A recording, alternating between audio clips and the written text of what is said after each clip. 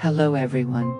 People often say, love is a journey of two hearts. But for me, sometimes it is like a storm. Beautiful but also cruel. I am Alex, and this is the story of me and nhat. We used to be so happy that we thought nothing could tear us apart. However, just a few misunderstandings, a few words that were not explained in time, everything suddenly turned into a storm. I saw nhat drifting away, and I was lost in the midst of mixed emotions. Honestly, I don't know where to start to heal. I just know, when I was at my most desperate, my mother stepped in gently, but firmly.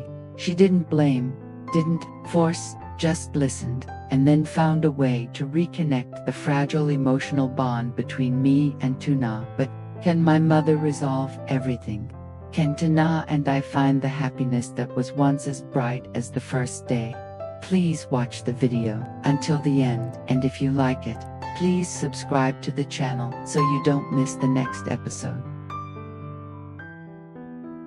I sat motionless in front of the window, looking out at the gray sky, as gloomy as my own mood. My heart felt like it was weighed down by a boulder, and my mind was in turmoil. Unable to sort out my chaotic thoughts, I sat there, soulless, until the door opened softly. Mom returned from hanging out with her friends. With just one look, she understood the heaviness in my heart. Mom did not rush to question me.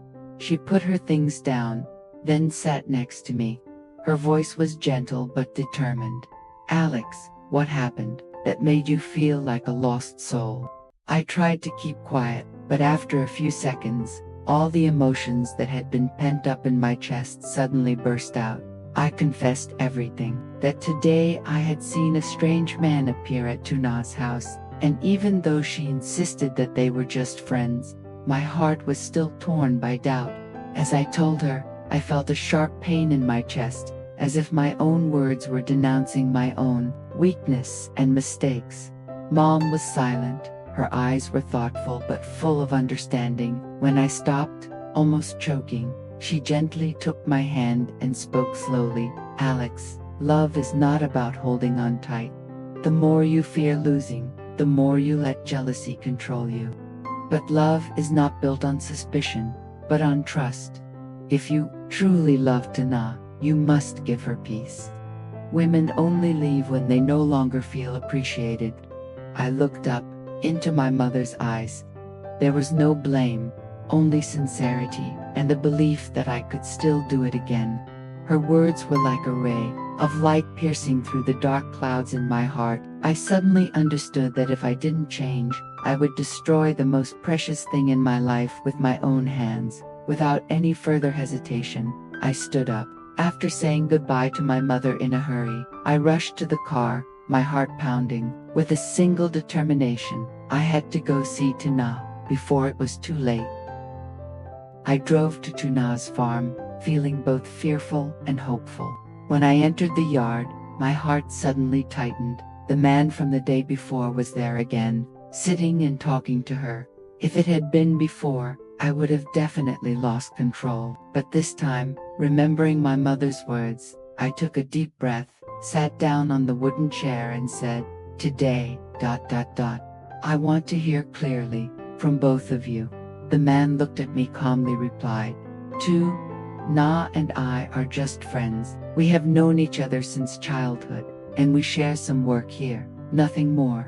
Nhat nodded slightly, her eyes both sad and reproachful. "I told you already, but you chose to doubt." I lowered my head, then raised it, resolute. "I believe in you, and believe in him." The space suddenly felt light. The man smiled and stood up, quietly leaving nhat and me facing each other in the dim yellow light, for the first time, with a new belief. The man left, leaving the yard in silence. His footsteps gradually faded away, then disappeared.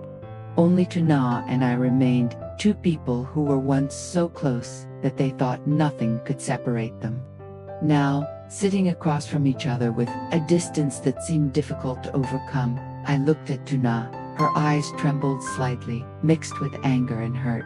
I knew that my calmness today was not enough to erase the cracks in her heart. I took a deep breath, then softly said, "Tuna, I'm sorry." She was silent. For the first time, that silence hurt me more than any reproach. I continued, my voice choked. "I let jealousy blind me. Instead of believing you, I chose to doubt. Instead of protecting you, I hurt you. But honestly, I have never stopped loving you. Never wanted to lose you." Tuna looked up, her eyes sparkling but determined. "Alex, do you know how I felt?" I tried to explain, but in return I only received a suspicious look. "You turned love into a cage, and in that cage, I could no longer breathe."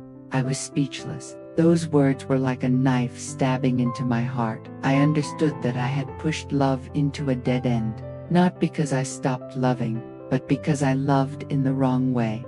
I know, and I regret it. Mom told me that love is not about holding on, but about giving the person you love a sense of peace.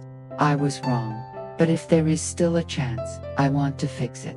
I want to be a place where you can find safety, not fear," I said, each word pouring out my heart.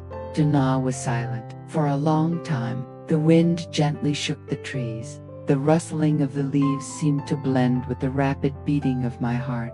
Then, she sighed softly. "Alex, I can't forget right away, but I want to believe that you can change." Hearing those words, my heart lit up. It wasn't complete forgiveness, but a small door opened.